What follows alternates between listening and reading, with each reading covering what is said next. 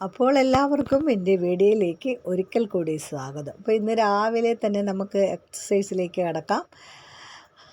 അധികം ദീർഘിപ്പിക്കുന്നില്ല. ദാണ്ട് ഞാനിങ്ങനെ ഇരിക്കുന്നത് പോലെ ഒരു ചെയർ ഇട്ടിരുന്നതിന് ശേഷം നമ്മുടെ ആ ഒരു കാലിന് നല്ലൊരു ബലം കിട്ടാനും കാല് എടുത്ത് വെച്ച് മുന്നോട്ട് നടക്കാനൊക്കെ പ്രയാസമുള്ളവർക്ക് ചെയ്യാവുന്ന ഒരു എക്സസൈസാണ് കാണിക്കുന്നത്. ഇങ്ങനെ ആ ഒരു വിരലുകൾ താഴേക്ക് പൊന്തിച്ച് മുട്ടിക്കുക, വീണ്ടും പൊക്കുക, വീണ്ടും പൊക്കുക, വീണ്ടും മുട്ടിക്കുക. അങ്ങനെ ഒരു 10-15 പ്രാവശ്യം ചെയ്യുക. ഒരു 1 മിനിറ്റ് അല്ലെങ്കിൽ 2 മിനിറ്റ് തികച്ച് ചെയ്യേണ്ട, 1.5 മിനിറ്റൊക്കെ ചെയ്താൽ മതിയാവും. അത് ചെയ്തതിന് ശേഷം കണ്ടോ ഇങ്ങനെ ഒന്ന് സ്പീഡിൽ കൊടുക്കുക.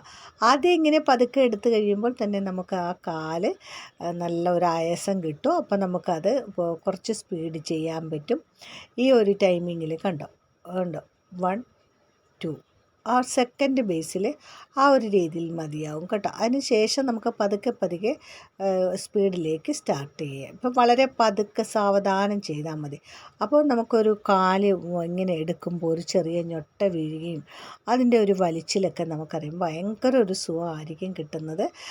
ഫുൾ ഡേ നമുക്കൊന്ന് നടക്കാനൊന്നും ബുദ്ധിമുട്ടില്ല. ഇപ്പം ഇങ്ങനെ ഒന്ന് പൊക്കുമ്പോൾ നിങ്ങൾക്ക് മൊത്തത്തിലൊന്ന് ഇങ്ങനെ വയ്ക്കാൻ പറ്റാത്തവർ നിങ്ങളെന്താ വീണ്ടും നമുക്കിങ്ങനെ ഒന്ന് വെച്ചിട്ട് കൈ ആദ്യം ഒന്ന് പൊക്കി കൊടുത്തതിന് ശേഷം ശരിക്കും നന്നായിട്ടൊന്ന് തടകി വിടുക കാല് കേട്ടോ. ഇങ്ങനെ പൊക്കി വെച്ചുകൊണ്ട് തന്നെ കാല് തടകി വിടുക. അപ്പോൾ നല്ല ബലം ഉണ്ടാവും കാലിന്, ആ ഒരു മസിൽ പിടുത്തം കിട്ടും. അപ്പോൾ ഇങ്ങനെ ശരിക്കും തടകി വരും. ഒരു 10 പ്രാവശ്യം അങ്ങനെ തടകിയതിന് ശേഷം നമുക്ക് അടുത്ത സ്റ്റെപ്പിലേക്ക് കിടക്കാം. അപ്പോൾ ഇതൊക്കെ നല്ല ഒരു ബ്ലഡ് സർക്കുലേഷൻ നടക്കാനും അന്നത്തെ ദിവസം മുഴുവനും കാലുവേദനയൊന്നും ഇല്ലാതെ നടക്കാനും ഒക്കെ നിങ്ങൾക്ക് സാധിക്കുന്ന എക്സസൈസുകളാണ് ഞാൻ കാണിക്കുന്നത് കേട്ടോ. എല്ലാവരും ചെയ്തു നോക്കണം, മറ്റുള്ളവർക്കൊന്ന് ഷെയറൊക്കെ ചെയ്യണം കേട്ടോ.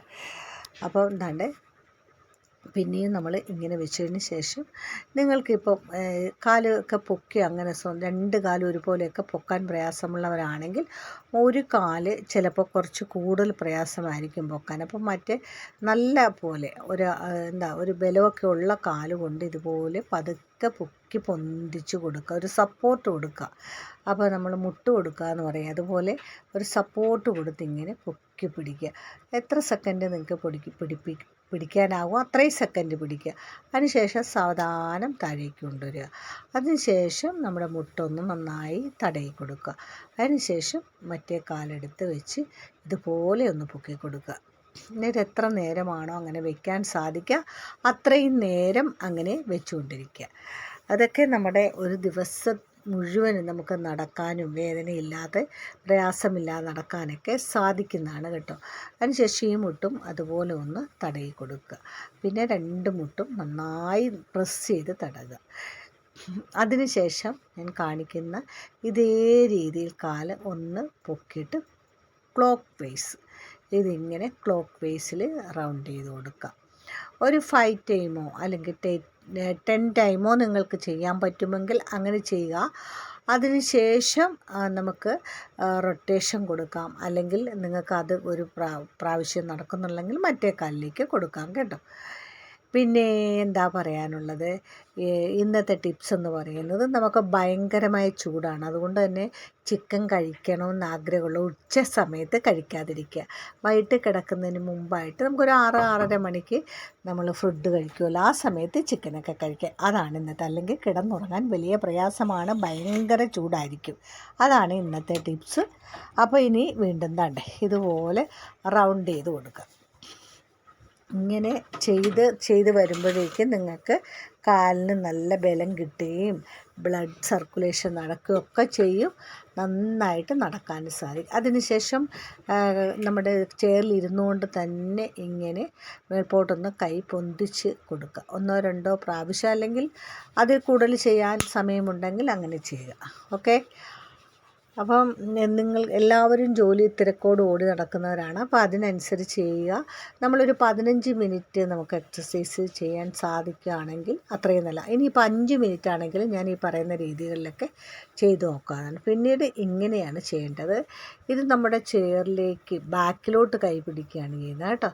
ഇതൊരു നമുക്ക് ഫ്രണ്ടിലോട്ട് എടുക്കുക, ബാക്കിലോട്ട് പിടിക്കുക. അതെന്തിനാണെന്നറിയോ, ബാക്കിലോട്ടൊക്കെ കൈയൊക്കെ കൊണ്ടുപോകാൻ ഭയങ്കര പ്രയാസമാണ് ചിലർക്ക്. അപ്പോൾ ഇത് മാറിക്കിട്ടാൻ വേണ്ട വളരെ സാവധാനം നമുക്ക്. അപ്പോൾ എങ്ങനെയാണ് ചെയ്തതെന്ന് ഞാൻ കാണിച്ചാൽ, ബാക്കിലെ പോസ് ഞാനിപ്പോൾ കാണിക്കാം.